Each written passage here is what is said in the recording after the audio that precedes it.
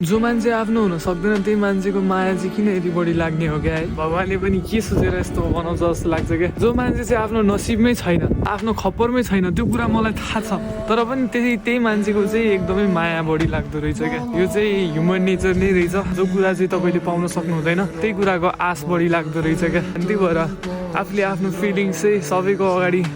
express गर्न जरुरत छैन जस्तो पनि लाग्छ बुझ्ने मान्छेले आफै बुझ्छ नबुझ्ने मान्छेले बुझ्दैन उसलाई जति रोक्न खोजे पनि जति सम्हाल्न खोजे पनि जति माया गरेर राखे पनि त्यो मान्छे जान्छ नि त्यो तपाईँको हुनै सक्दैन क्या अनि तपाईँको फिलिङ्सको कदर गर्ने मान्छे नै छैन भने के भ्याल्यु रह्यो त तपाईँले एक्सप्रेस गरेको फिलिङ्सको होइन आफ्नो नि एउटा कदर होस् है मायाको पनि एउटा कदर होस् जस्तो लाग्छ मलाई चाहिँ जो कोहीबाट पाइँदैन यस्तो कुरा चाहिँ पाइने भए भए त त्यो मान्छे तपाईँले पाउनुहुन्थ्यो नि होइन नपाउने भएर त कदर भएन नि त्यो सोच्नुपर्छ र मरिहत्ती चाहिँ कसैको लागि पनि गर्नुहुन्न जस्तो लाग्छ क्या मलाई किन मरिहत्ती गर्नु पर्यो त जब कि तपाईँले उसलाई सम्हाल्नै सक्नु हुँदैन तपाईँको नसिबमै छैन ऊ जतिसुकै तपाईँले कर गरेर पनि त्यो मान्छे तपाईँसँग हुनेवाला छैन किनकि तपाईँको नसिबमा त्यो मान्छे छैन भनेर तपाईँले बुझ्नुपर्छ फुलेको फुल एक दिन ओइलाएर जान्छ सुकेर जान्छ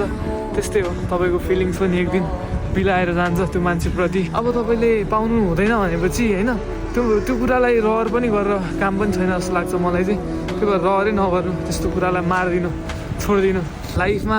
कति मान्छे आउँछ जान्छ जो मान्छे तपाईँको हरेक पलमा तपाईँलाई साथ दिएर बस्छ त्यो मान्छेलाई चाहिँ कहिले पनि नगुमाउनु होला उसको कदर गर्न सिक्नु होला दुःखको बेला तपाईँलाई कसले साथ दिन्छ त्यो मान्छे चाहिँ तपाईँको लागि एकदम बेस्ट पर्सन हुनेवाला छ सुखमा पनि हात समातेर लग्नु होला हुन नसक्ने कुराको जिद्दी गरेर पनि नबस्नु होला आशै मारिदिनु होला त्यही भन्छु म तपाईँहरूलाई त्यही हो यार